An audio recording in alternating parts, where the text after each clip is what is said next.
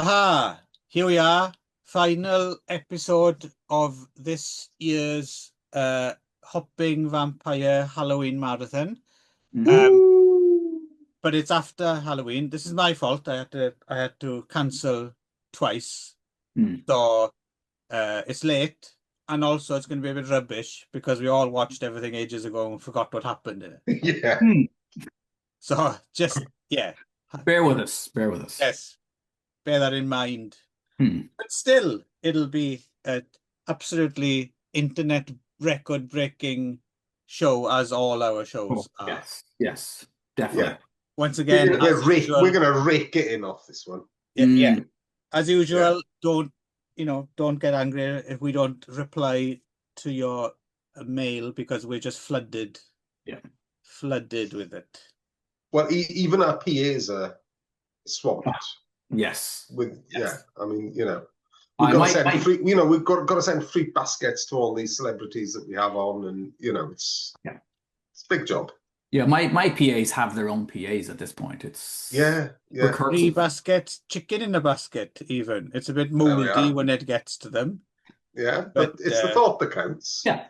It's funny, the chicken in a basket, because it's one of those things that's easy to make fun of, isn't it? Because it's one of those, like, it's like going to a harvest, or it's like one of those things that proper posh people would make fun of working class people doing. Yeah. They think is a bit fancy. Yeah. Just putting it's a chicken in a basket. But the thing is, eating a chicken out of a basket there's something to it.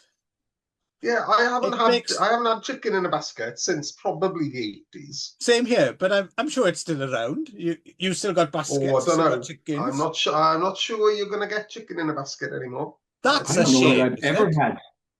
I don't think I've ever had chicken in a basket. Oh, you're missing Yeah. out, because what it is a chicken Yeah. in a basket with chips. Now, Chips taste better out of a basket. That's for sure. I agree with that. Yeah. Yes. what kind of basket are we talking? Like a wicker basket or Yeah. a It's more a rattan basket. Yes, rattan. There we go. Yeah. Hmm. Yeah. Yeah. That does It's, sound good, actually. Yeah. Yeah. Yeah. So There you go. yeah, If you're a again, chicken in a basket fan, let us know. I mean, I suppose that, when I was a kid, obviously, fish and chips came wrapped in newspaper. I'm assuming But they still do, right? yeah. There's no Yeah, we have. newspapers anymore. No, Like- no, it's not. No, it's just like plain paper. It's still wrapped in paper. Oh, like in newsprint type of paper, but not actual newspapers. Okay. No, our chickpeas it's just like plain white paper. Right. But that's good. I mean, you still want that grease absorbency. Yeah. I know, that's how I used to keep up to date with current affairs. Oh well, no one's going to pay for the South Wales Guardian, Nick. No, but if there's chips in it, Yeah, because it's like bonus news content, isn't it? it is. Yeah. Yeah. Anyway, Hopping Vampires, Yes. 2025. Didn't I say we're going to have to race through this, and then I started talking crap? Right. Like chicken in a here we go. basket, yes. 7 films and a TV show. Okay. Yes. Let's go. Let's 2 turntables what's and a microphone. So that's first it. up, Hmm. how KYONSHI. Come on. Oh, man. is that the first one? That's the first one, really. Here we Oh, go. I thought that was late. That's it. Nick, you're not Yep, doing yep. it. Nick. There we go. Aren't we cute? We're just like the members of 9. 9, of which there are 5, which is very confusing. Leave those kids alone, Nick. I keep telling you. Sure. Leave them to me. Anyway, Yeah. yes, how KYONSHI from 20. When's it from? I thought this was later than 2012. the other. Oh, okay. Yeah, fair enough. Stand corrected. Yes, 2012. So those we all thoughts know. you're having were very wrong, Darren. So we all know that Shadow Liu was a bit of a celebrity in Japan, right? The star of the Hello Dracula series. This thing seems to wear its influences on its sleeve very clearly. This is like if you threw Gem and the Holograms and Hello Dracula in a blender and maybe put a tiny bit of Buffy the Vampire Slayer. What's Gem and the Holograms? What? What's Gem and the Holograms? I kind of have the same question. I vaguely... Is that the cartoon from the 80s? Yeah. Yes. And they had dolls, that one. So the Gem and the Holograms was yes, it was a cartoon from the 80s about a girl band, but she had superpowers, and basically she was like a normal girl, but then she kind of became Gem. And then there was a bad group called the Misfits. And they kind of Is it like a superhero version of Josie and the Pussycats? Yes, basically. Yeah, I've never seen it. I know used to watch it. My sister used to watch it. I don't know where you're getting all this bloody Gem knowledge from, Nick. I religiously watched Gem. We are well-travelled men of the world.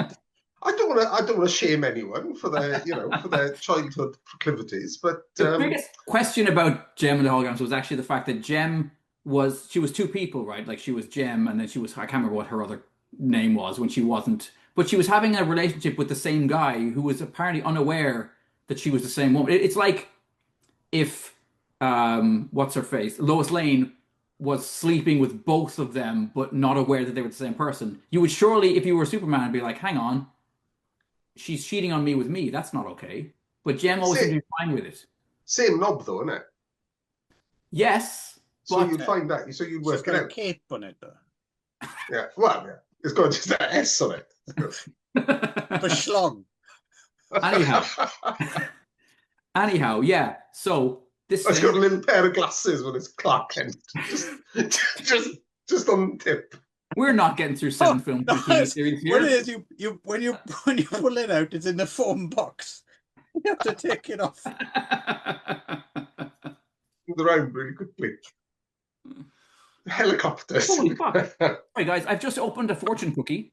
Because that's ethically appropriate for what we're doing right now. Does it say little pair of glasses on the knob? It does.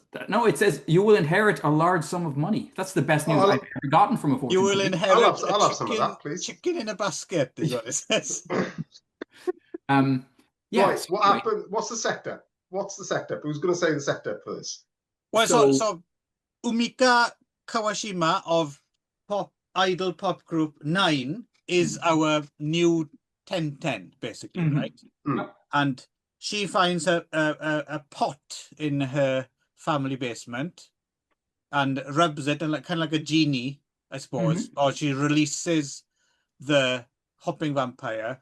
But they come out like gremlins. They come out like little fur balls that all suddenly shoot out. Yeah, but there's one who sometimes is a cute little kid, and sometimes until he sneezes, and then he turns into an old geezer who chases KYONSHIs in bikinis about sometimes.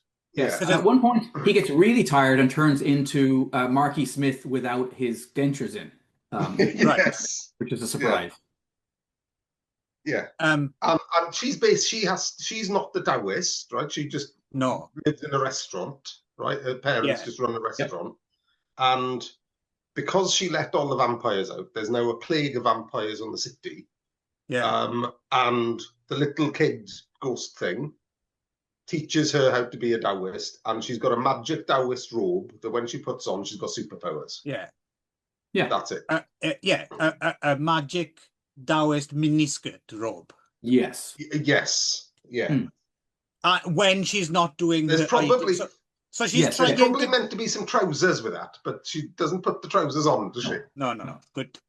So she's trying to get on with her idly business, and but keeps being distracted by, and it's kind of uncool, isn't it? So she's trying to do her teenage idol stuff and hang out with her friends, but every now and again she has to go and it's like I have to go do that uncool thing of fighting. And that's about it. And but what surprised, it's a Fuji TV show that runs 11 episodes. What kind of surprised me about this is, I mean, don't get me wrong, it's not great by any means, but I was kind of surprised that I watched the whole thing for a start. Yeah. And it was kind of a bit more tongue-in-cheek in regards to idol culture and stuff than I thought it would be. It was quite knowing and wink to the audience. Yeah, I appreciated the Back to the Future episode. I actually that was really enjoyed the Back to the Future episode. There's also an episode which I know, this will mean nothing to you, Darren, but I know Nick was probably having flashbacks because there was a alleged comedian who was famous here for a while Nick was here. Do you remember Neko Hiroshi? He turns up in one of these episodes. He's the old guy who acts like a cat and goes like, "Oh yes," and stuff. Yeah, he's in an episode. Okay. I'm surprised you don't remember that, Nick. No, yeah, vaguely. There's an episode about an enka singer who has a song called Arigato, but he becomes KYONSHI. Oh yeah. And she has to teach him how to sing after him vamping out. Yeah, proper big star as well. He is. I mean, there's a lot of like star cameos and things. There's an episode where she's almost usurped by another by a fake KYONSI girl. I happened to be in a gyar mood that morning. I watched that, so I kind of enjoyed that. Worked for you? Yeah. There's a little cute baby vamp that does a lot of like little jibs, like you know. Oh yeah, that's like the hook, isn't it? So at the end of every episode, like the master vamp, the big comes villain on and says, "Yes, see you next week." Yeah, and then the kid just goes, and there's a countdown to like the big. It's like a few more days to the big thing, and the fake out is we think it's going to be the creepy looking, but it's actually the little kid who's the big bad, isn't it? He ends up being the big bad. Surprise reveal. Yeah. And then it's stupid. It does me. So every episode we end with 9 performing the end theme tune. It does make me laugh that there's a KYONSI on the decks for some reason. Well, and so her boyfriend, or she kind of her sort of boyfriend, who it turns out is a virgin because at one point he offers his piss. He gets killed, which is kind of it's slightly surprising actually that they do go through with him getting. She has to run him through with her peach wood sword, right? He's the Kakoi, like quite boring guy, but very boring. Yeah, but he has that look. But he's got hair. So yes. There's a scene right near the beginning actually where the little Bam Bam, whatever the fuck he is, the little paper doll looking dude, he has to tell her the history of KYONSHI, and they cut to like a Nintendo like 8-bit arcade version of Lam Ching Ying, which is quite like all your nostalgia in one there. Well, I do like the credits as well. So I do like the 8-bit. But I don't know why it's there. Why is it there? What's nostalgia? I think nostalgia for the era of the original. I think it is the 8. Yeah, I think that's something we maybe miss out on a little bit because it's so. We know of Mr. Vampire from but it was a totally fringe thing just because Channel 4 happened to show it or whatever. But it would have been it makes sense that it's in here with the Back to the Future because it would have been mainstream 80s thing. And but also the Hello Dracula was huge in Japan as well, right? And in fact, Hello Dracula was so big that there was a Nintendo game of Hello Dracula. Yeah, and they would have played dubbed in Japanese on television, like for kids in the morning and shit like that. So it's very much a mainstream thing. And they made the whole TV series just for the Japanese market, which we watched. Yes. Which obviously at some point someone saw it and thought we can do that now. Yes, it feels like a continuation. Mika Kawashima from 9. I'm gonna hazard a guess here that our favorite member of 9 is the same one. It's the one with the glasses, isn't it? Oh, okay, yeah. I have a thing for Sailor Mercury in the Sailor Moon Scouts. So yes, Clive, you have me nailed. Yes, I thought so. She's the one who goes Ikio Tomeyo. The theme too. Yeah. And the whole end act. Dozo, go ahead. Guys, the whole end act takes place in Odaiba, right? So we see the Statue of Liberty at one point. Well, that's where Fuji TV is. Fuji TV building, right? Yeah. And there's a few episodes where they go to Fuji TV because obviously it's easy to shoot there because it's a Fuji TV show, right? So Yeah. And then what the fuck is going on near the end where she has to harness all of the her good because she goes through quite a depression after she stabs her boring boyfriend, and she eats a lot of potato chips and kind of, but then she gets her confidence back because her little girlfriends are like, you can do it, sister. And the audience as well, right? The audience put all their goodwill into this. The bunch of lame fucking dudes that show up to so what's up with the fucking light bulb head? That's exactly what I was going to say. Yes, when that's where you were going, when they channel that energy through Bam Bam's light bulb head, what is going on? Yeah. Why is it the light bulb? Yeah. And that whole last episode is interesting to me because I think Darren's taking it for granted because we had no subtitles. I think Darren's taking it for granted that there's something going over his head that he doesn't understand.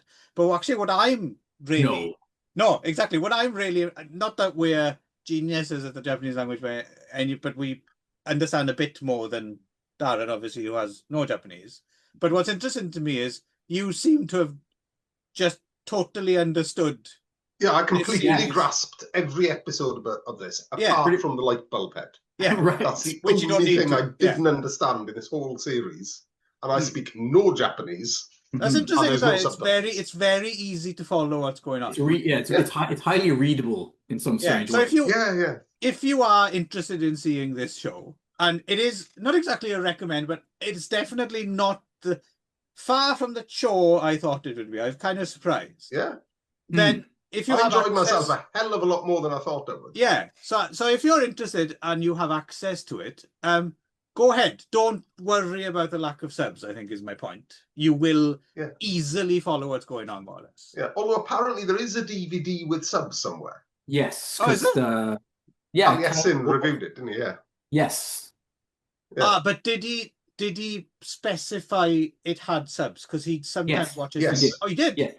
Yeah, he did. And he said they weren't great, but they were passable. I wonder if they were fan-subbed or auto-translated or something. No, it was on a DVD. Yep. It was a release. But the thing is, nowadays people rip things and sell them on DVD. Grey market. DVD, maybe. Yeah. I'm just wondering what market it would have...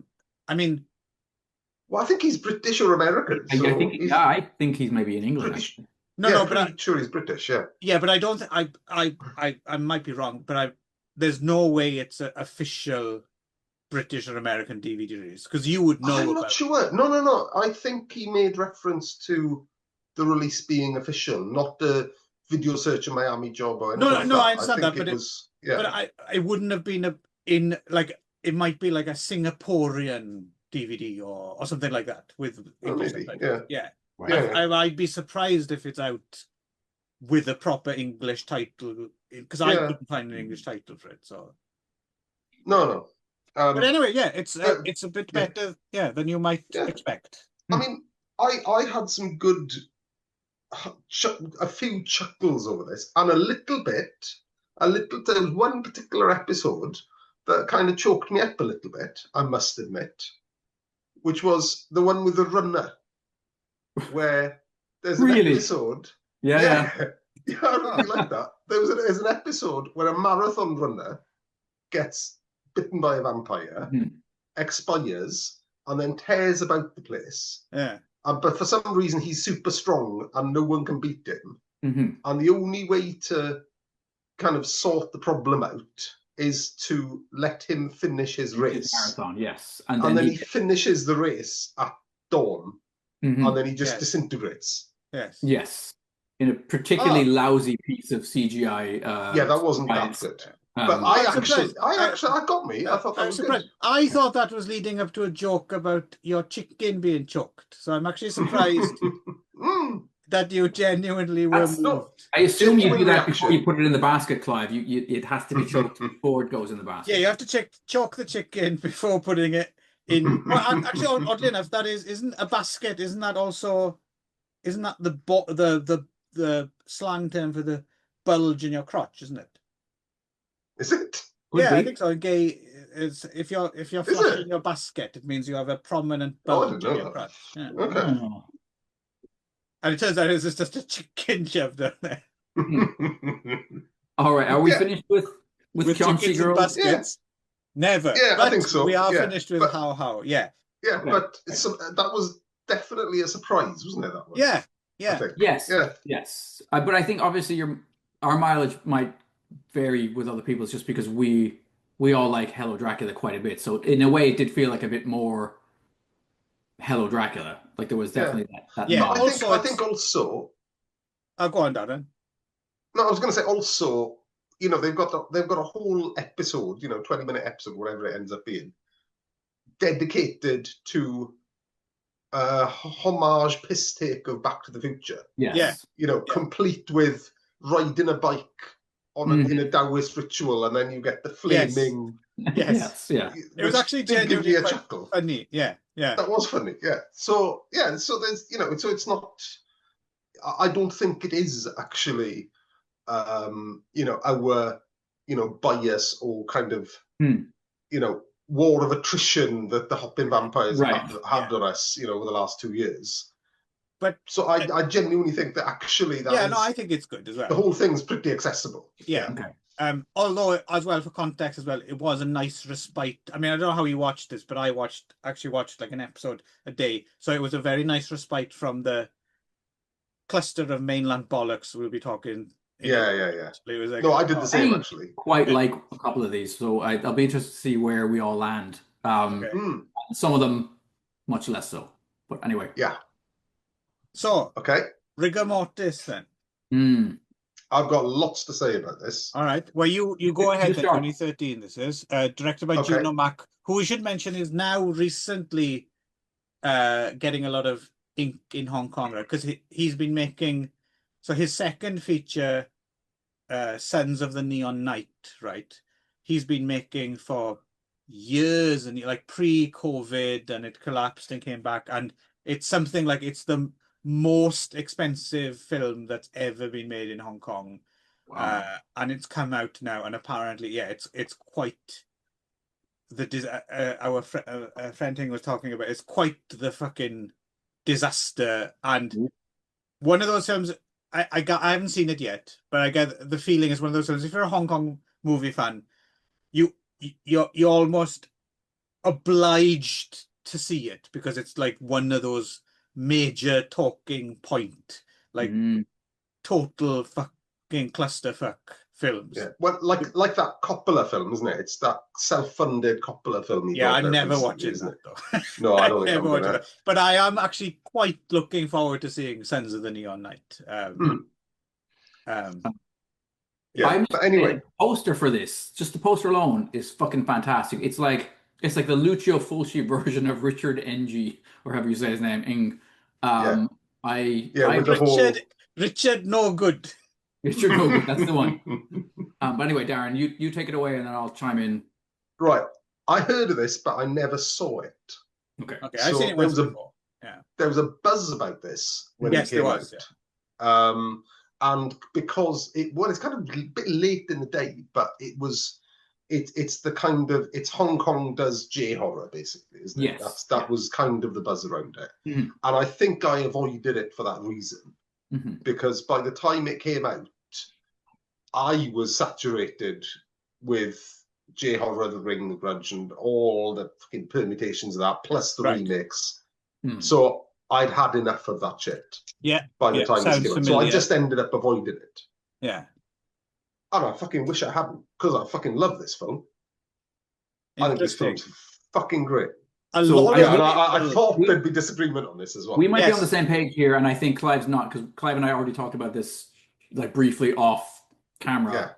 And I don't think my only reservation is the cop-out ending. I think everything up to the cop-out ending is absolutely top-notch. Yeah.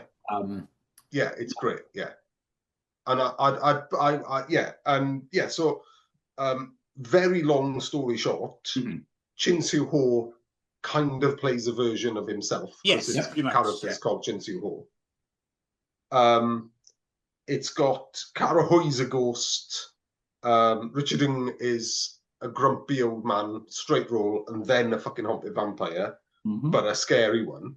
Oh yeah, he looks like a clockwork one or something, doesn't he? Almost, because of the coin. No, but he's pretty fucking scary. Actually, I thought they did a good job, sort of it's very atmospheric. And the one thing I did like about this film a lot, I liked the way that it, there's a lot of kind of VFX versus practical effects and people moaning about. But what I like is when people kind of, I like practical effects if you can do it, don't get me wrong, but I do like when people just shut up, get on with it, get stuck in, and actually use VFX well. And Juno Mac does that here, like in terms of just layering stuff, so we actually go into almost like a hermetically sealed world. It's good. It's good in that way. The atmosphere it builds up and everything like that is well done. Yeah. The building is its own character, and the building is amazing. Yeah, it's almost like I was getting like Kowloon walled city vibes or something from it. Yeah, that's exactly it. Yeah, yeah, and it's like, and the whole time I'm kind of watching it, in the back of my mind, I'm thinking, well, he's already in hell or fucking something, right? Because it's such an oppressive kind of empty shell, degraded, rotting, moldy, horrible place. Everyone there is miserable. And it's full of fucking ghosts and shit that'll eventually kill you. And the first scene of the film is Chin Soo-ho arriving and then fucking hanging himself. Yep.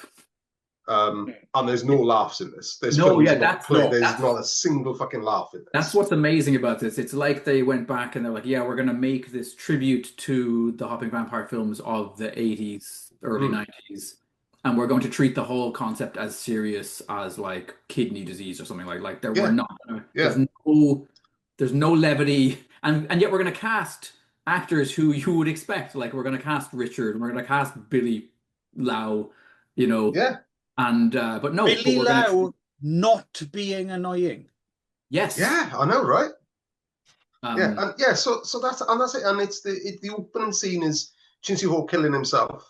Gets rescued by Anthony Chen Yao, who's like the Taoist, so he's like the Lam Ching Ying of this, except he's fucking really depressed, just like everyone else in the film. But he kind of holds the community together, along with Auntie, who does everyone's like, mends everyone's fucking shirts and stuff. Who's Richard and's kind of, I couldn't quite work it out if they were actually married or they were just kind of in love with each other. I think they're supposed to be husband and wife. But then there's another Taoist in the building as well, which is quite weird, right? Chung Fat. Completely fucking unrecognizable Chung Fat. Yeah. I had to look up who the fuck what character Chung Fat was after I'd seen him. And that's a recognizable bloke from the 80s, right? Oh, yeah, but he doesn't have his mustache. True. Yeah. But and there's this fucking creepy kid kicking about. Yep. Little blonde kid. Quite Japanese to me, that whole like his short white blonde hair, that kind of almost anime kind of thing. Yeah, when you mentioned the Ju-on films, the Grudge films, it's Shimizu Takashi was the producer on it, right? Absolutely, yeah. Oh, and you can see it; it's written large all over it. But one of my favorite scenes is a totally throwaway scene that's like never referenced again, and it's when he's in the hallway and this ghost procession just moves down the hall when he's forced to press himself against the wall as they pass. It's fucking weird and creepy and upsetting and very, very well done. It's good. And and all the ghosts, there's as I say, there's no comedy in it, but all the ghosts have died horrible fucking deaths. Like they've been raped. The twins have been abused and then killed someone and then killed themselves. And Karahoy killed herself just the same as Thingy did. Richardin falls down the stairs, but he was actually pushed down the stairs. Yeah. And then Auntie, that's the most disturbing scene really is when Auntie makes the choice to feed the blonde kid to her dead husband. Like that's just so fucking dark and grim.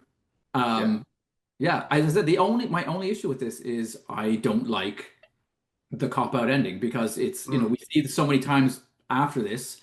And occasionally not, which is also interesting to me, when we don't see them do that. Oh, it's all a dream. Oh, it's not real. Oh, there's a rational explanation for what we've seen. I thought it was unnecessary. I thought if because they don't even have to do it because it's a Hong Kong film as well, right? They're not obligated to. See, it's interesting. I hear everything you're saying, and I'm not. One more thing, Tom. I have to. There's a scene near the end where Chin Soo-ho's like bled out all over the fucking floor, and somebody takes a mop to make a gigantic yellow paper, like magic paper, along the hallway, and it's just like, yes, never seen this before. This is. See, I hear all that, and I saw all that, and I appreciated all that, and I can see why people like it, and people do love it.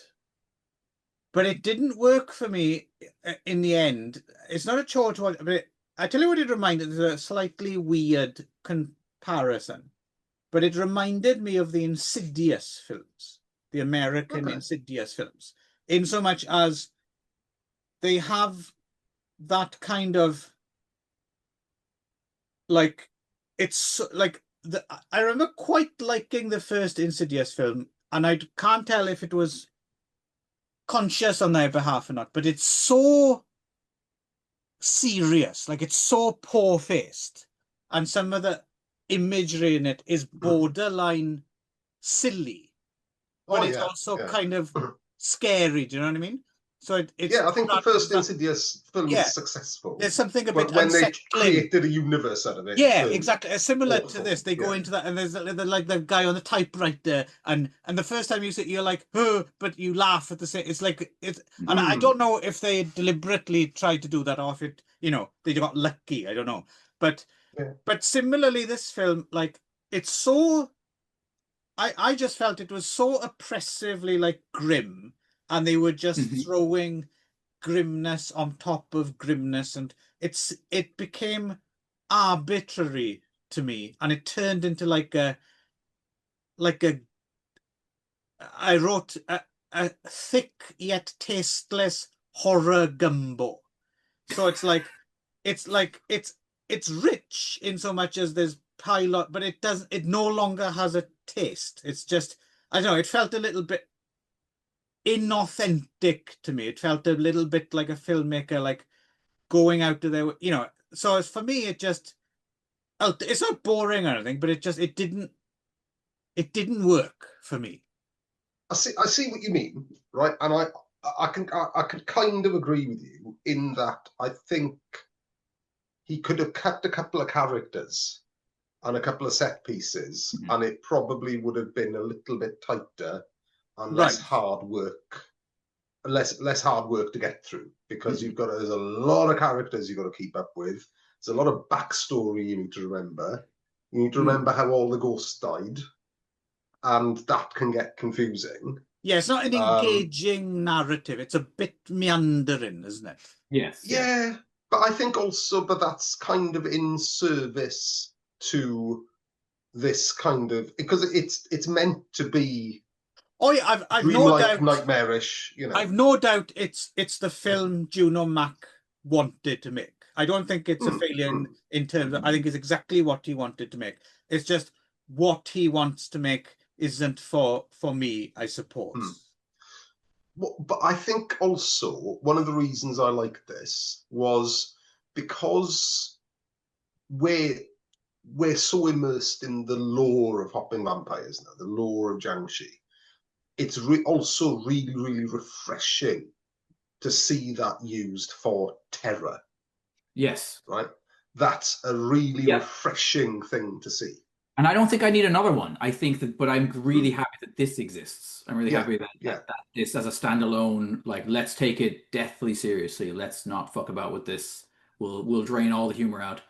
And yeah, I also see what you're saying, Clive, but in fact, I had to break it in half. I think I watched the first half stoned, and that was a mistake. Yeah, I don't know that. Don't do that. Because the thing is, there isn't that much. So this is the thing, right? You're saying that, and I get what you're saying. It would be nice to see a straight up like a terror version of the hopping vampire. But the thing is, think about this, right? How much of the hopping vampire in this actually hops, right? Like, there's a minimal of hopping vampire action, right? And I think that's to the because if you think about it, the hopping vampire, the concept is a cool concept, but because it's someone going like that, it's unavoidably funny. There's like a little bit. So I'm not sure if it's possible. Like, that's why I like that's why I like my hopping vampire films with the comedy in, because it addresses the silliness, but you can also have scary. We've seen scary hopping vampires before.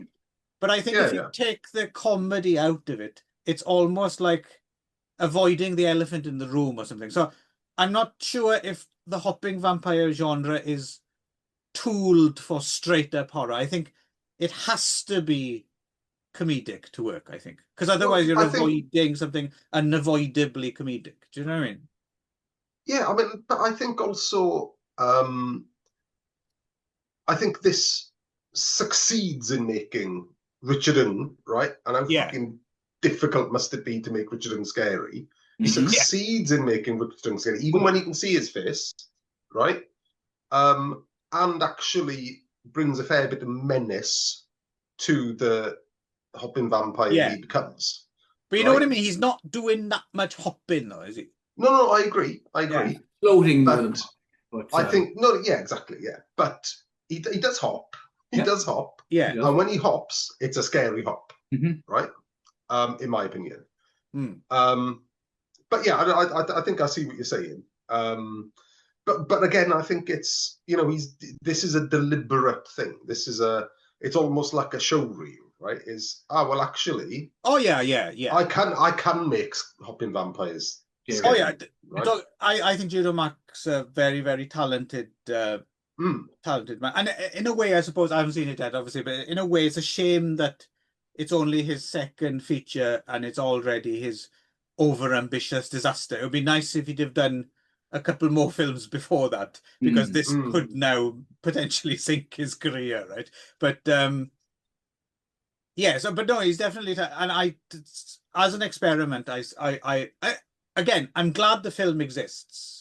Don't get me wrong. I'm certainly glad the film exists, and I'm glad you enjoyed it, and I'm glad people get a lot out of it. But I would just be being disingenuous if I claimed that I didn't have. It doesn't work for me.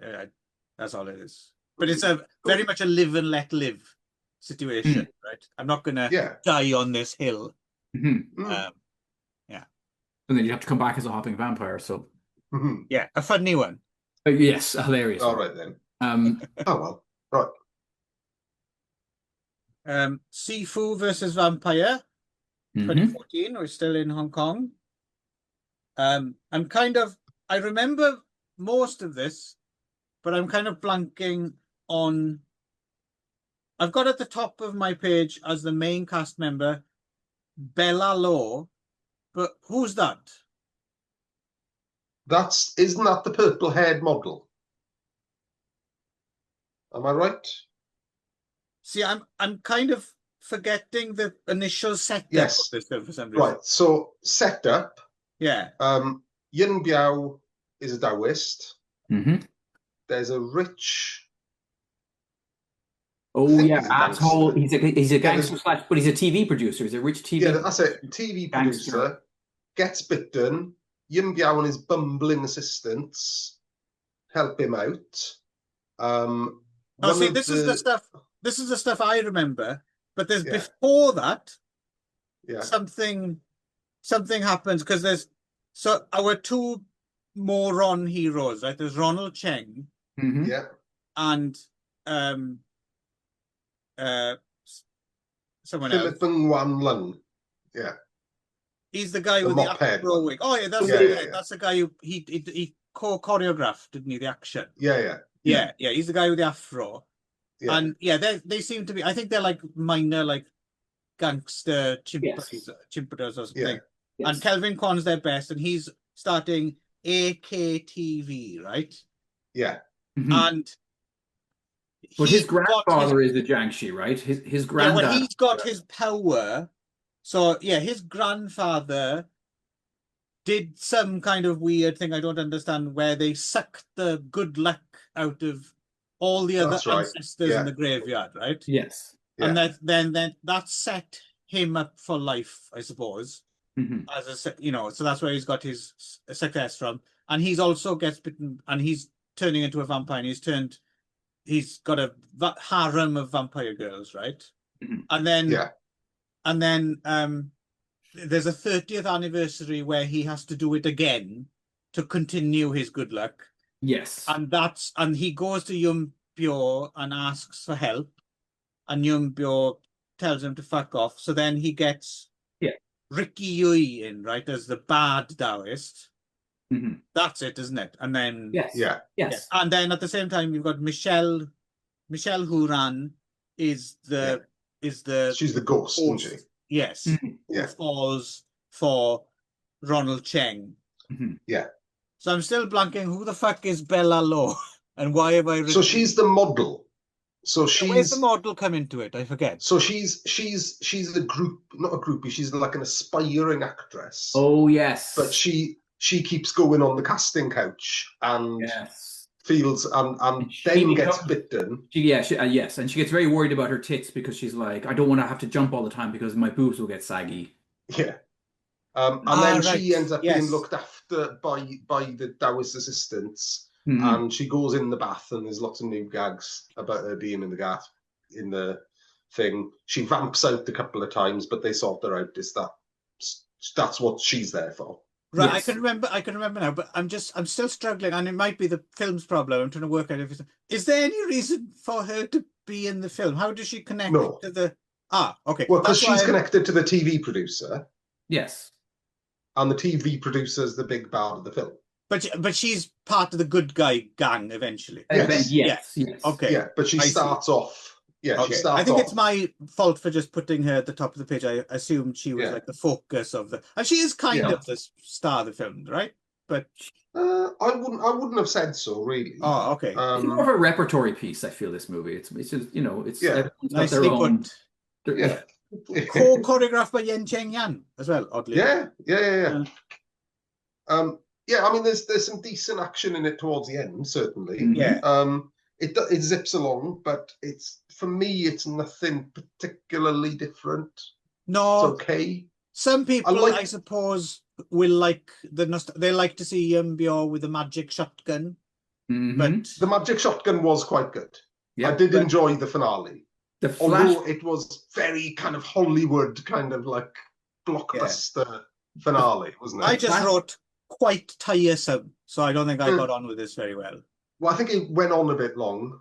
It's very Wong Jing. It's written and produced by Wong Jing, so there's plenty of like, but it's not. That's the problem, isn't it? Is I don't mind leering pervy Wong Jing if he pushes it and it's proper leering and pervy, because then you got something to work with. But this is a bit too coy, isn't it? But he can't fucking resist. Even at the a happy ending when he marries, there's a bit where they go in the bedroom and they look through the keyhole, and it's him like fucking nothing. You know, that kind of very schoolboy humor. And you just that's okay. Yeah, it's all right. But you think, Wong, do it properly. Give me some proper chicken in a basket. But this is, it's it's not quite there, is it?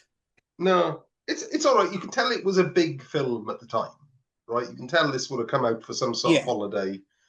They put a lot of money into it, clearly. It's nice to see Yeon-byo in that role, although I don't think there's enough of him in the film. And I don't think he does that good a fucking job, if I'm really honest. No, that's honestly, I think I'm on a different page than the rest of you. I really enjoyed this. Really? But yes, absolutely. Wow.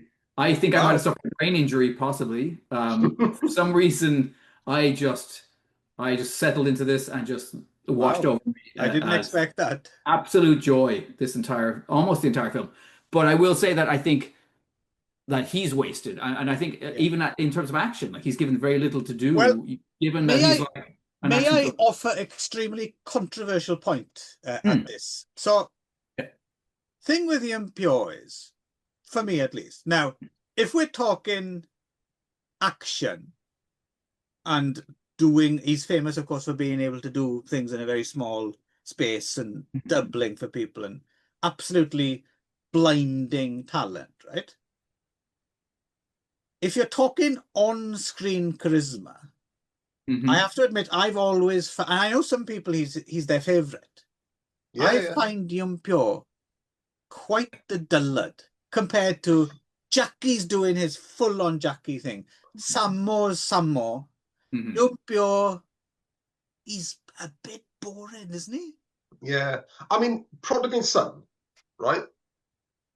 There's nothing fucking wrong with Prodigal Son. Him included. Yeah. He's excellent in Prodigal Son. Yeah. But then most people who Sammo directs end up being fucking excellent. But do you know what I mean? He doesn't have a strong character. Yeah, I don't ever need to watch Iceman Cometh, Peacock King. I don't ever need to watch any of those Yeon-byo vehicles ever again. I've seen them. they're fine, not Right. interested. Because I don't think he can really carry it on. I'm I glad. agree with you. I'm glad you agree. I thought that was going to be a bit, because I can imagine if you brought that up in some places, it is going to be a boo hiss moment, right? Yeah. I'm going to turn into the pantomime villain. But so I'm glad it's not just me. He, again, not disrespecting him. He's brilliant, but he's not that interested in the screen presence. Yeah. But no, I think there's several things. There's a scene near the beginning where a guy's getting a blowjob from a woman who's possessed by a gaggle of demons, and they have to wedge a piece of wood into her mouth. For whatever reason, that worked for me. That made me laugh. That stupid fucking Afro wig that came from like the KYONSHI shop or Pound Town or Dollarama, whichever version, with the little yellow patches in it. Fucking loved it. I did like the throw. I did like all the cute slutty girls. Enjoyed them all. My favorite scene of the whole thing is when Yun Biao has that like flashback to, because he's haunted, right, by the fact that his own dad died while fighting a Jyangshi because he wasn't a virgin. So there's that scene where like this is the dying father's dialogue to son. You broke your cherry. Way to go, son. When I was your age, I was just discovering masturbation. Those are some great last words. Another couple of things I noticed. It jumped out at me. I don't know if the other films we've been watching, like a historic, like I noticed in this modern day Cantonese film, they very much pronounce it Gyeongshi, not Jyangshi, which sounded closer to Kyonshi to me. Yes. Japanese. So that was kind of notable. And also, they use the word wanker a lot in the subs. Yes. I noticed that. Yes. Yep. There's a bit of possession business. The two assistants get possessed by, as far as I could tell, Sun Wukong and Na Cha, I think, at the end, to fight the big vamp. The big vamp's quite scary. Yep. Quite invincible, indestructible. Shotgun business good. Never seen a vampire killed with a blessed shotgun. Enjoyed that. And his blood as well, wasn't it? He was like dipping them in blood, I think. And then, yeah. Well, in virgin blood, because it turns out that the Afro guy actually is a virgin. So it's to have this redemptive moment. I don't know why. I can't explain why, but I really like. I also really like the fact that this film doesn't have a cop-out ending. There's no reveal of, oh, it's only Old Man Jenkins, well, that's because it's from Hong Kong from 2014. Right. So it was, I didn't watch these necessarily in order. So for me, this one jumped out as being like, oh, they're actually. This also might explain why you enjoyed it so much if you just watched 3 mainland films in a row before. That's entirely possible as well, yes. But no, again, your mileage will vary. But if you've suffered some sort of brain injury, someone hit you in the head with a brick, this is the film to watch. So, leading up to our next thing, I think we have our title for next year's mop-up show, lads. I think it's going to be the Hello Jyangshi Cleanup Department, isn't it? Ah, nice. Nice. Yes. Yeah.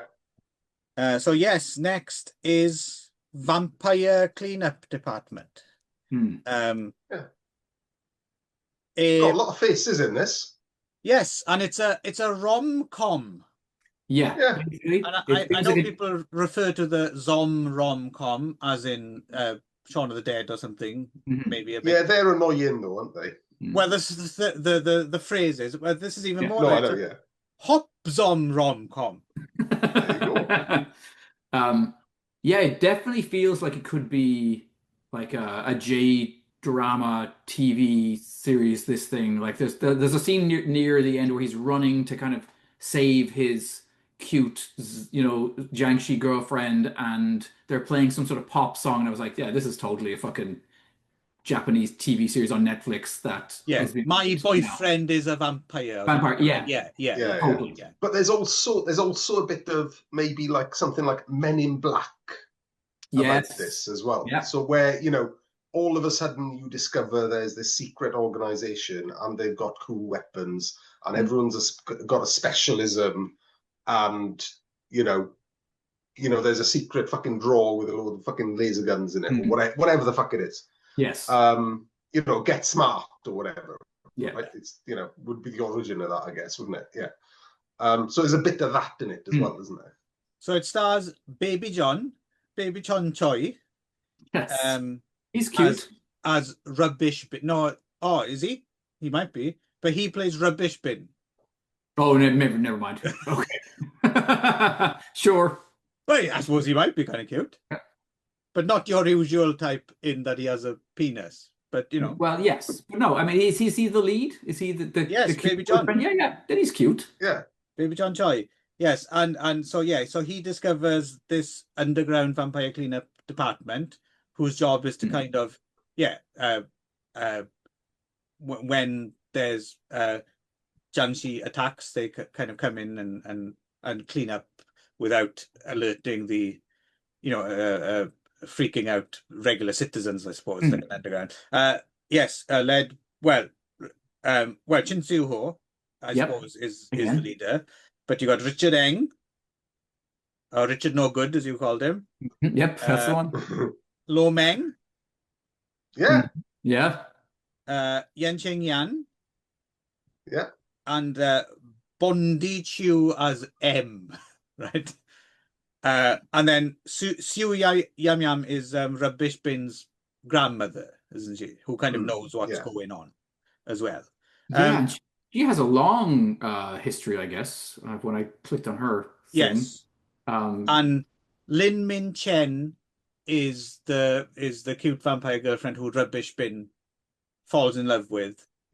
Although she's played by, when she's a vampire, because she's called Summer, but then because he rescues her from a lake or something. Yes. Yeah. So then she's played by someone else. I didn't notice actually. There's someone else called Apple Chow, but when she's her, she's Lin Min Chen. And yeah, so Rubbish Bin falls in love with her and takes her home. He's supposed to have killed her. And they kind of have this cutesy, it's kind of sweet, you know. It's not my thing, but it's kind of cute, you know. And then he finds a way, no, we don't have to kill the vampires. And there's a whole, no, we have to kill the vampires. No, we can train the vampires, blah, blah, blah, blah, blah. And then she dies and we all cry. And then at the end, she's reincarnated as, you know, the new member of the cleanup team, which he's now in charge of, which is actually, and he's got a nice haircut now. And, you know, he's like training them to be humane, not vampire killers, vampire rehabilitators or bullshit like that. Right? Social workers, vampire social workers. Yeah, no, I mean, it is very much, my girlfriend is a bloodsucker, you know, but thankfully it's not a 60-part TV series. Yes. Yeah. Very short. An hour and a half. Again, it's not my thing, but it's all right, isn't it? It's kind of cute for what it is. Yeah. It's just, to be honest though, you know, for different reasons, but I enjoyed this aspect of Rigor Mortis. It's really nice to see the old faces kicking about. Yes. And you know, playing grumpy old men, you know, where they were doing fucking backflips and, you know, being one of the 5 Venoms or whatever, you know. Yeah, you got Eric Sang turns up as well, doesn't he? Yeah. And Jim Chin, who I'm less pleased about because I don't really find him funny, but he's there. No. Yeah. Yeah, and I kind of like that everyone's got a specialism. There's this arc, isn't there? There's the arc where, what is it, a mop or a broom or something, isn't it? Yes. Yeah, he's got a magic mop that kills vampires. Yes, but it's all very wax on. It's all very wax on, wax off. Yeah. Oh, that's right. Yeah.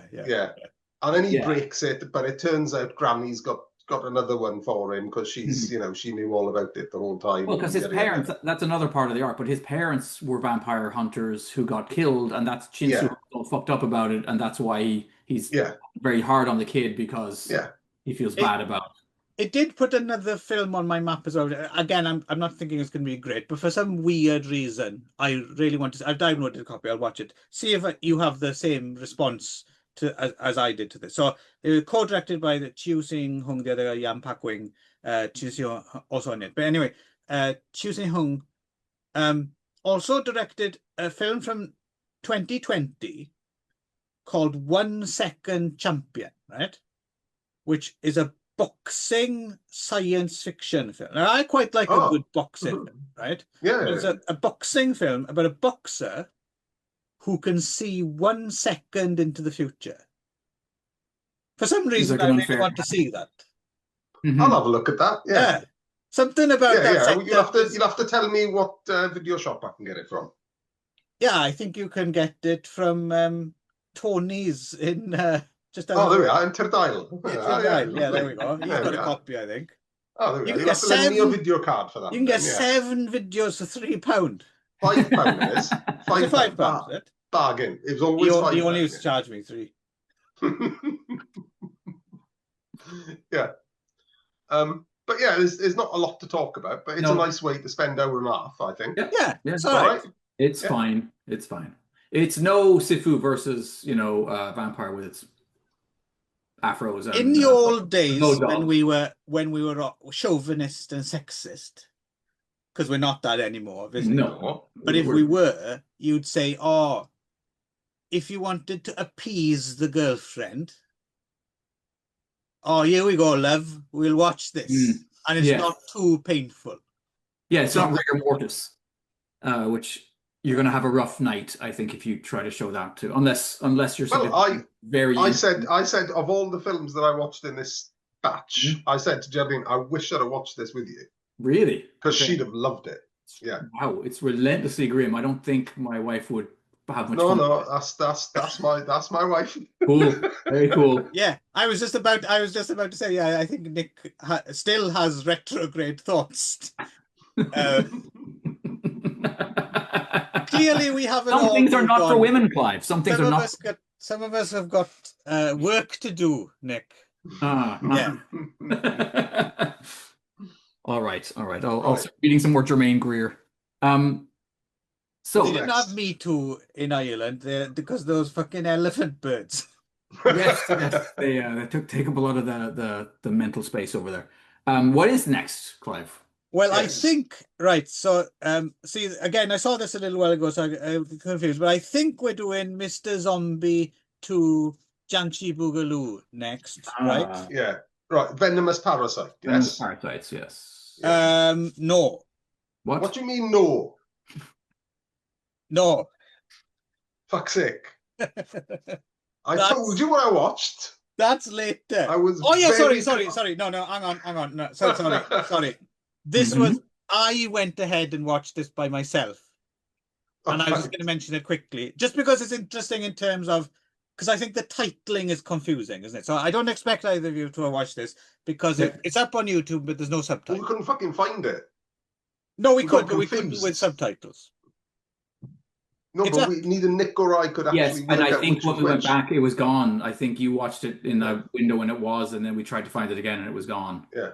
Well, anyway, regardless, I did watch it. It didn't have subtitles. It's rubbish, and it is Ricky Hui again. But what's not interesting, but informative, I suppose, is I finally figured out, because later on you've got Ricky Hui. So obviously Ricky Hui made what was that shit? Vampire Super, right? That was the first big comebacky 21st century thing that he did.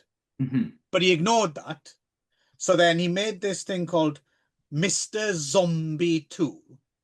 And later on, there's another Mr. Zombie he makes. And we were trying to figure out, well, what the fuck, which one comes first, right? So if you go back to the original Chinese title, of what is known in English as Mr. Zombie 2, but also confusingly sometimes just Mr. Zombie, the original title is whatever the original title of Mr. Vampire 1992 2 is. So this is, in the title at least, is a direct sequel to Mr. Vampire 1992. So that's why it's called Mr. Zombie 2. Okay. So we got it, right? We understand. Sure. Yes. It's rubbish and boring, even though I didn't totally understand anything. It wasn't that, it's business as usual. It's crap. You haven't missed anything. Right. Okay. Now, Mr. Vampire, the venomous parasite, right? Yeah. So, we're on to that now. Yeah, okay, sure. Take it away, any of you. I'm going to find my notes on this. Yeah. Okay. Directed by Zhang Wei. Choreographer, doesn't matter. Chin Soo Ho is in it again. And actually, this is probably a good point in the video for me to express my liking for the new 2000s Shin Ho. Yes. And he seems to be, to my mind, a pretty fucking worthy successor to Lam Jing-ying. Yes. Going from boyish good looks, jumping all about the place, to grizzled old Taoist is a fucking good move for him. I enjoy it. I don't know if he's been under that sun lamp enough, as in Taoist priest, for my liking. But yeah, no, you're quite right. It is an interesting.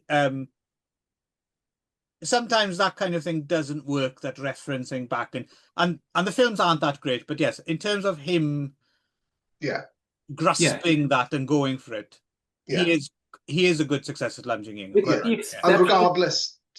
Sorry, so with the exception of the film Taoist Priest, which we're going to talk about as well tonight, where I think, and it's not necessarily his fault, but I think they've undermined him by not allowing him to be the lead and instead putting a fake Lam Jing-ying. Fake Lam Jing-ying, that's weird. Yeah. It's very problematic. So we'll talk about, but anyway, but I think in every other film, regardless of whether they're silly or serious or cute, romantic, he's always, he's always bringing his A game. Mr. Zombie. Yeah, you said exactly what I was just about to say.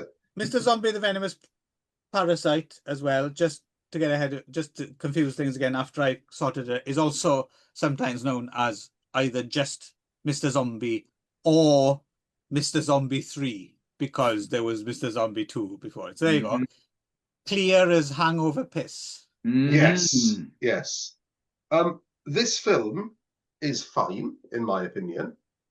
I quite like the addition of the little weird insects that turn people into vampires. That was good. That was interesting. They're more kind of zombies than vampires, really. Yeah. But I like the addition, especially because this is mainland again, isn't it?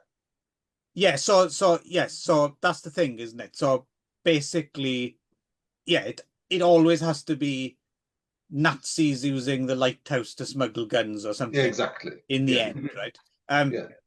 But what's although this one's pretty much all out magic anyway. See, that's I have all these questions about this because I have to have it both ways, right? Yes,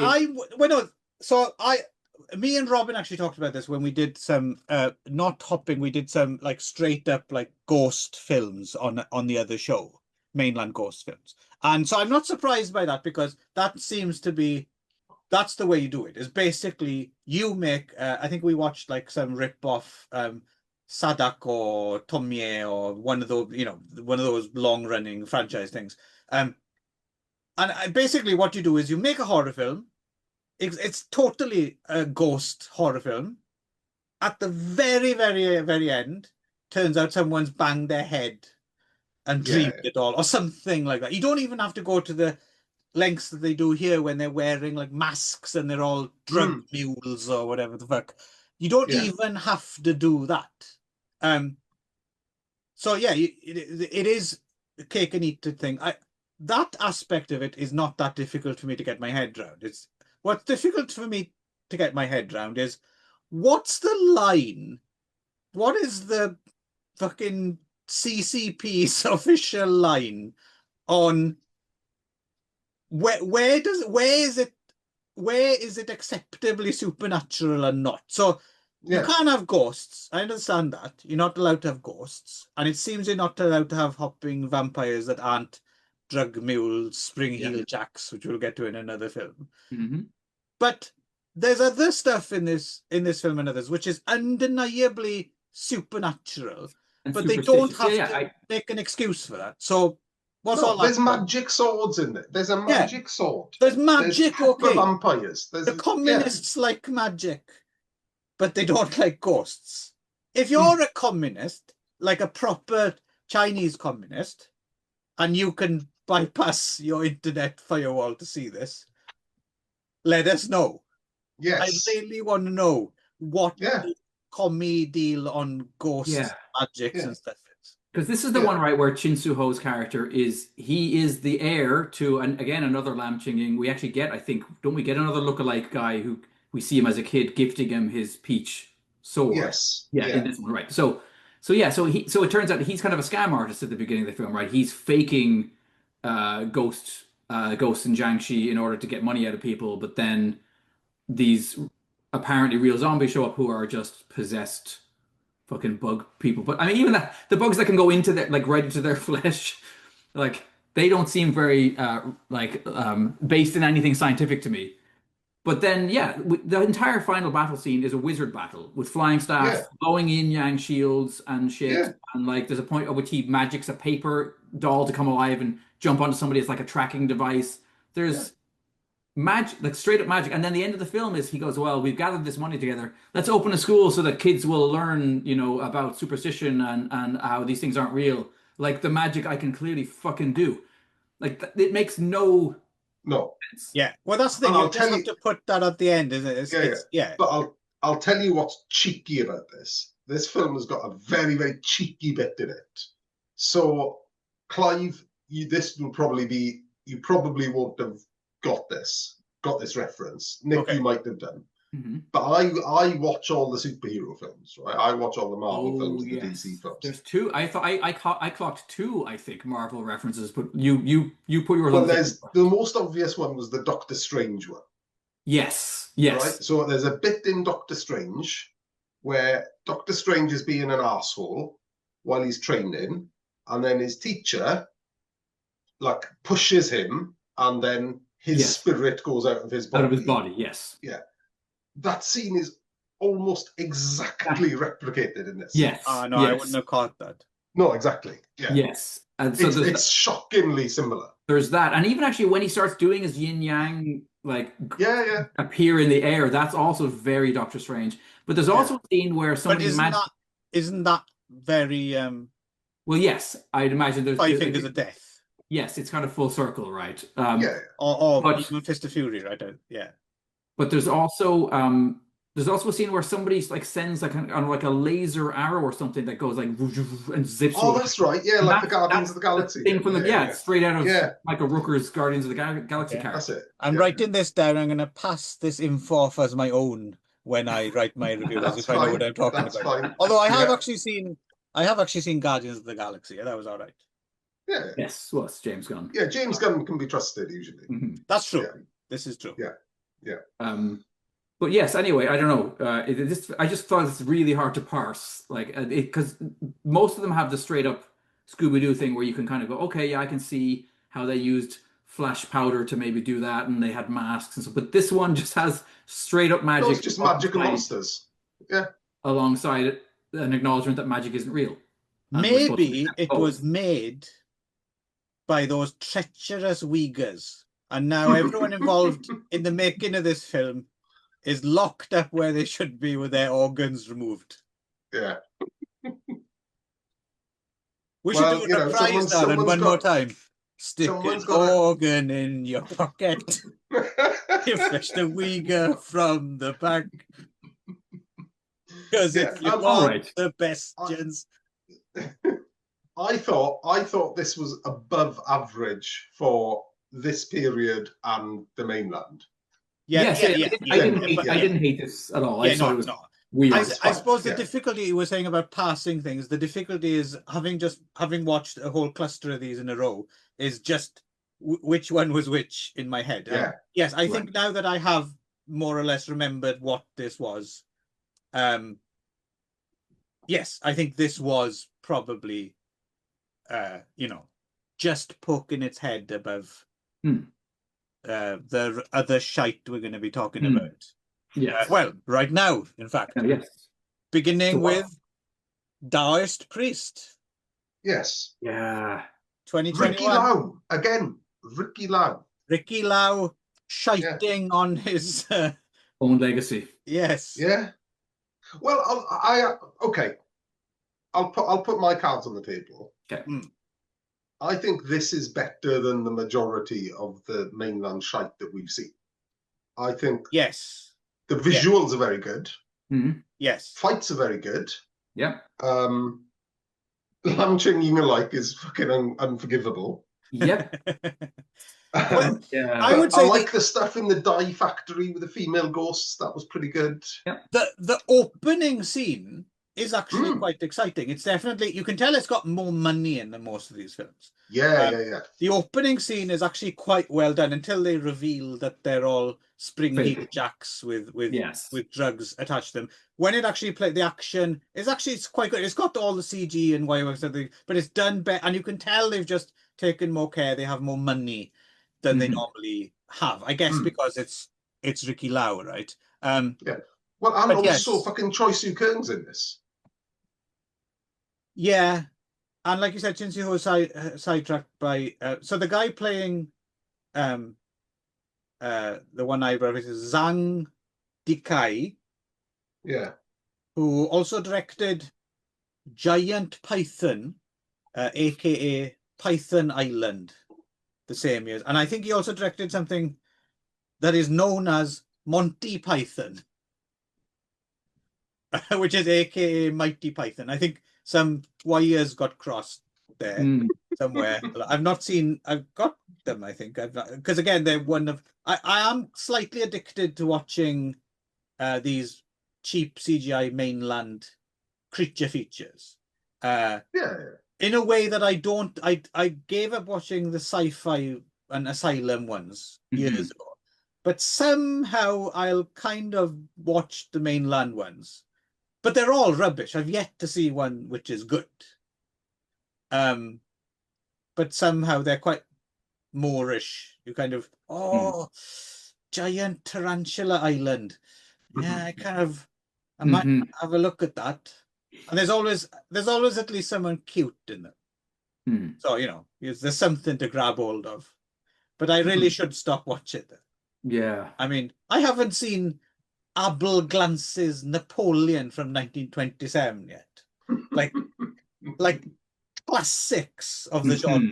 I haven't seen I Am Cuba yet. I've seen a dozen fucking Giant Python fucking. Yeah, but you know what? Sometimes, even if you're a Michelin star chef, you want to go down Greg's and get a sausage roll. Yeah. You need a bit of rusk sometimes, don't you? But I think my sausage roll Michelin balance might be out of whack. It's the wrong way.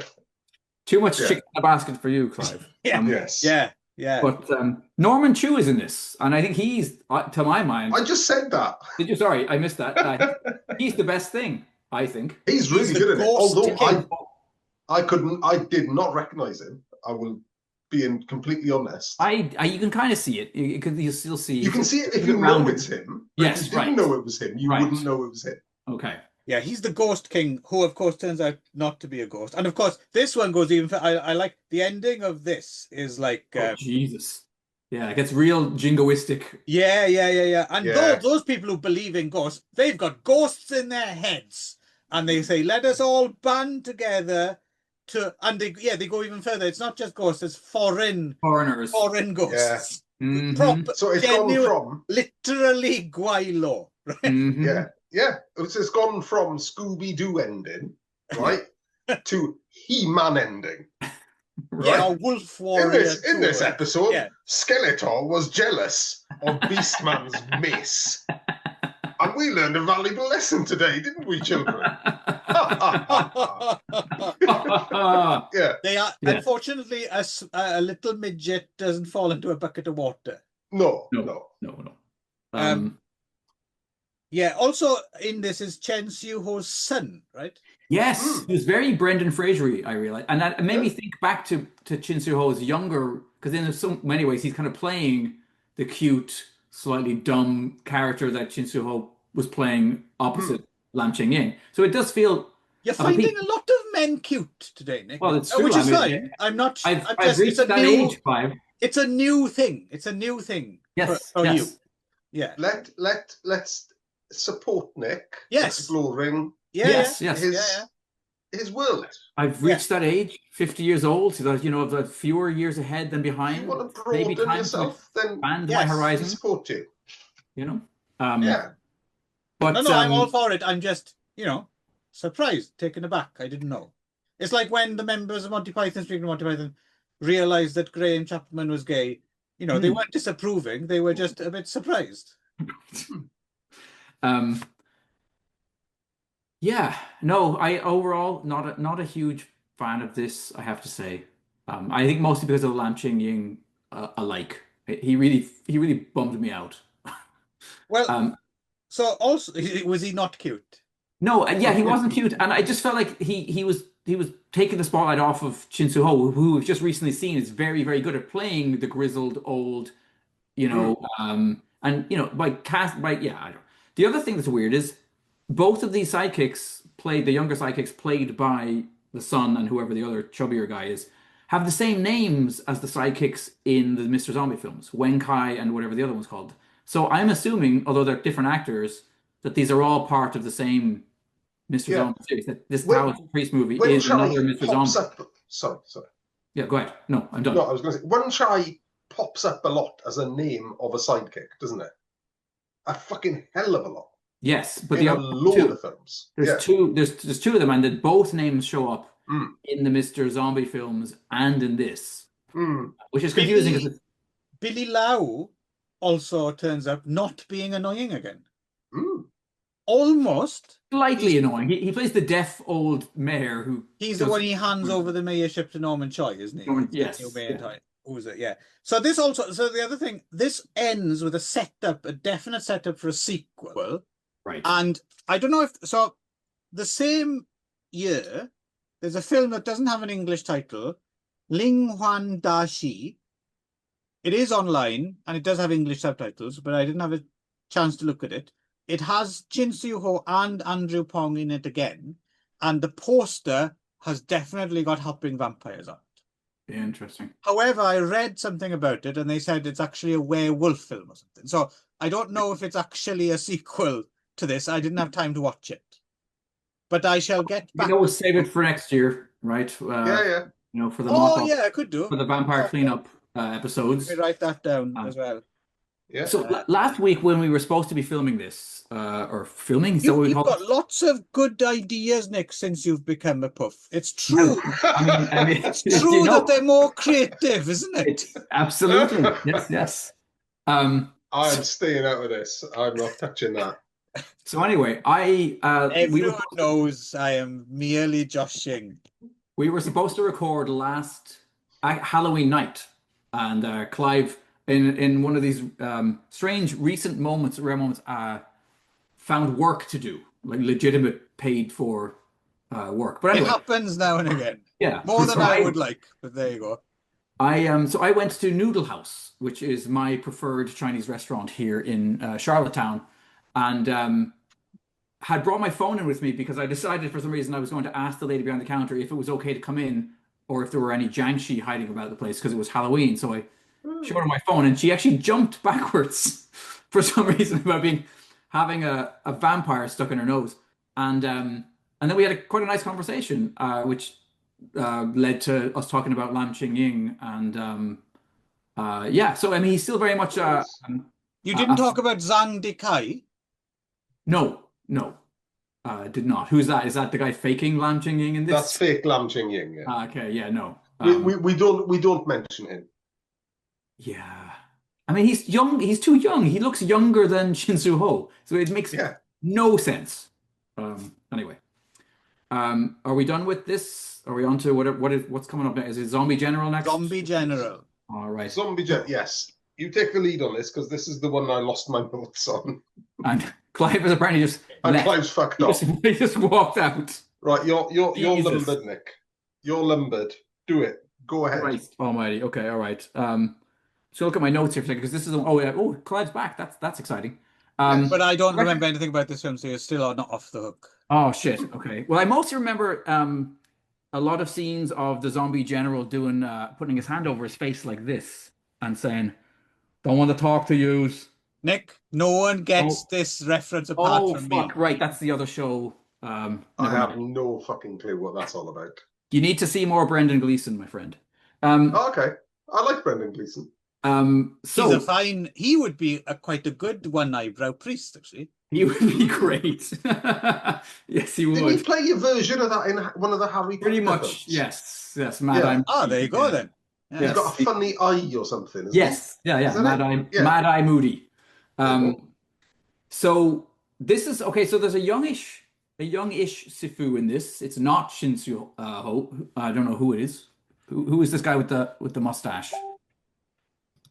No, nobody. I lost I am not available to answer questions on this one because all right. Okay, I'm just going to read straight from my notes then because I don't remember either. So another semi-boring Scooby-Doo episode with the Taoist master reduced to pulling the masks off various ghosts and vampires. The real enemy is opium smugglers. Oh, opium smuggling. Yes. Sorry.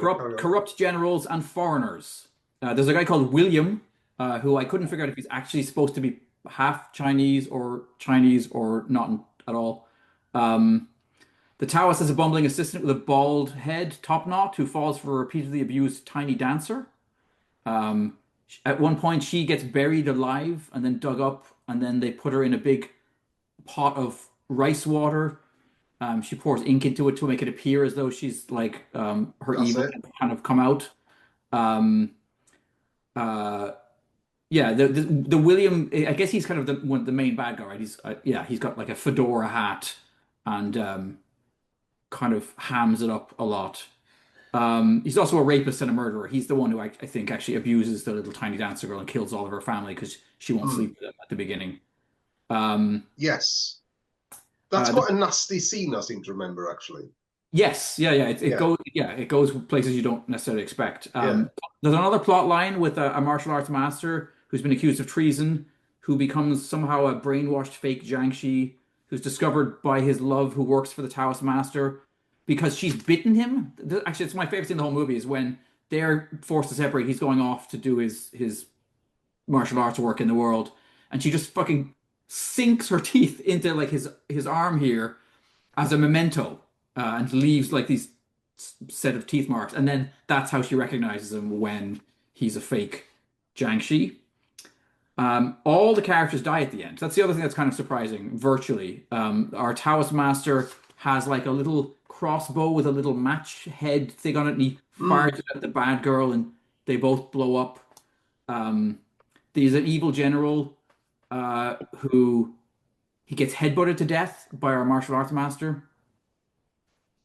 And there's a lot of fourth wall breaking in this. There's a lot of like the silly Taoist sidekick character asking questions, but occasionally I got answers to things I'd always wondered about, things that are never actually explicitly explained in any of these films.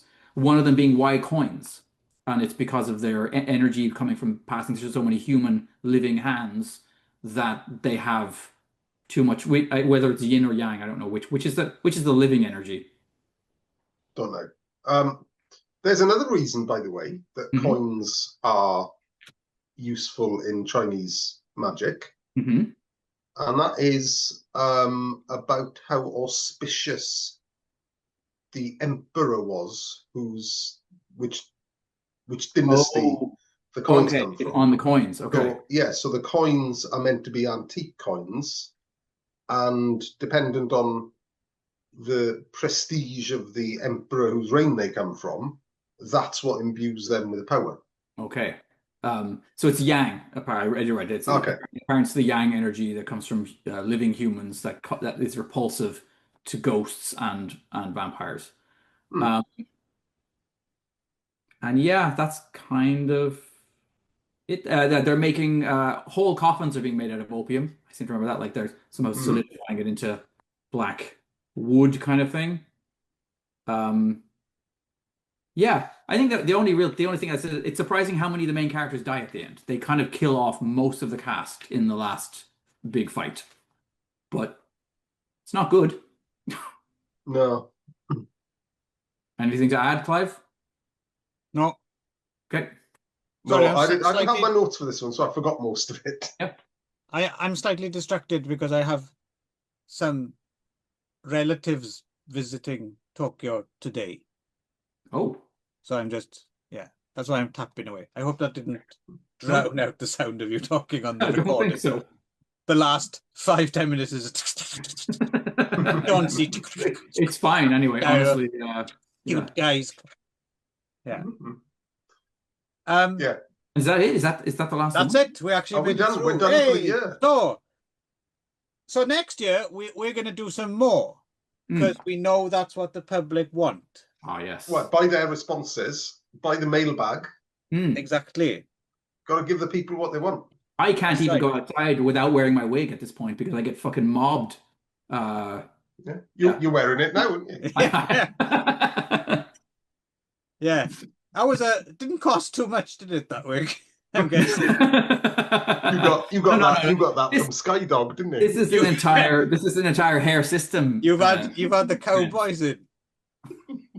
Anyway, yeah. So we'll be back with more, but I know. Do we have any thoughts on this little? I mean, I have to admit, it's gone faster. It doesn't seem like a year ago we did, and I can't quite believe we've watched close to 70 films.